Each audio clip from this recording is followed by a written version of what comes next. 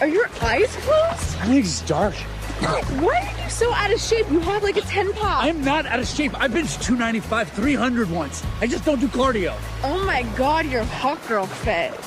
I'm not hot girl fit. Romantic comedies are a guilty pleasure of mine. Generally refuse to watch them, but when I do, I usually end up loving them. And with a romantic comedy, you need a good pairing, otherwise it falls flat. Good pairings for romantic comedy would be Adam Sandler and Drew Barrymore. You've got Heath Ledger and Julia Stiles, Ben Stiller and Cameron Diaz. But then you've got like dud pairings. For example, Jack Black and Gwyneth Paltrow. So when I eventually saw an advert for this film, I was like, oh, it's the two of them.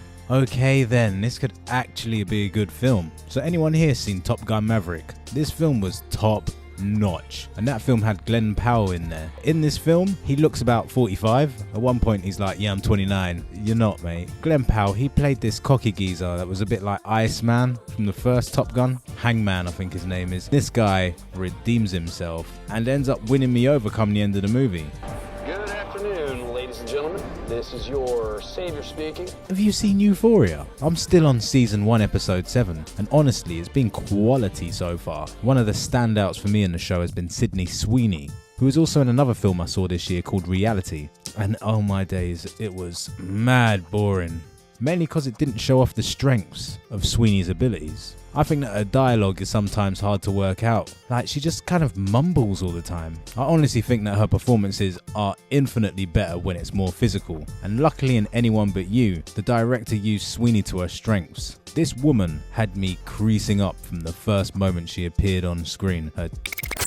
And struggling to open that door. So in Anyone But You, we have Sydney Sweeny and Glen Powell who meet each other for the first time in a coffee shop in hilarious circumstances, and this leads to both of them spending the night together. Not sexually, but like platonically, I guess. Now the next day, Sweeny decides to run off without saying goodbye, and like Powell's kind of a bit cut up about this whole situation. So when his mate comes over and is like, oh my god, you went out with her and not with me, Sweeny decides to run back in because she's like, oh, why did I even run off? Like, she's a bit ditzy in this film. Like, she's seriously, the first scene you watch her in, you're like, yeah, this girl, she's a bit clueless but cute. And then Glen's like, nah man, like, she meant nothing to me. So when Sweeny overhears this, she's like, oh well, screw you then.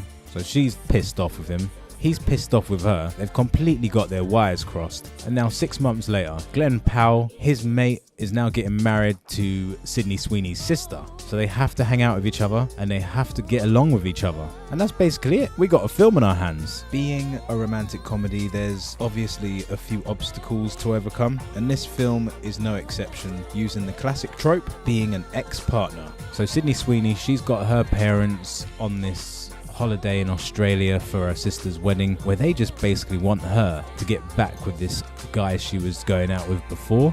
You know, like Gran Turismo. Holy shit. Jack Salter. Gran Turismo was a sick film that come out in 2023, last year, but it had this guy, Matt. This guy was a douche. And then his face pops up randomly.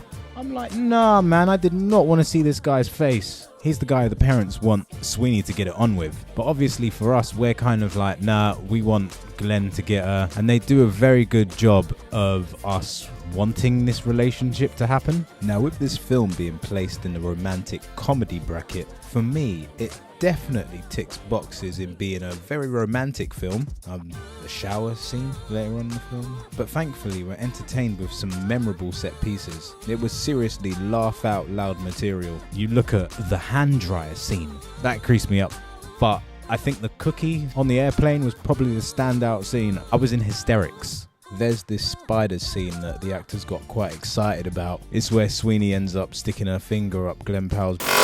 But yeah, the scene really didn't do anything for me. It was actually really stupid. But the chemistry between the two main characters really worked. Like I said before, you need to have a good pairing. And these two did a really good job of making me believe that they firstly really did get along with each other. Then they hated each other. And then, you know, whatever. Because obviously I don't want to spoil the film. It's a romantic comedy, guys. Come on. For anyone that isn't into nudity, then don't bother with this film. I mean, you get a close-up of a willy. There's a lot of nipple from the blokes. from Sweeny, mainly from the blokes. But yeah, if that puts you off, then don't bother with this film. And the support cast for quality, you had this Australian geezer who was just, oh my days, crazy would probably be the word to explain him. And you had Brian Brown, who, this guy killed it. He was so funny. And same as that Gata guy. And honestly, you know, Darren Barnett played his role pretty well. He's got this face that you just want to punch, but he makes up for his punchable face with just charm, especially once you kind of warm up to him. It takes a while. Well, for me anyway. Where would I place this though in terms of like ranking for favourite romantic comedies? I mean, it's not as good as 10 Things I Hate About You or She's the Man or There's Something About Mary. I'd have to compile a list actually. Let me know what romantic comedies you liked. Like, leave your comments down below. I want to know what romantic comedies you enjoyed and, you know, give me some recommendations.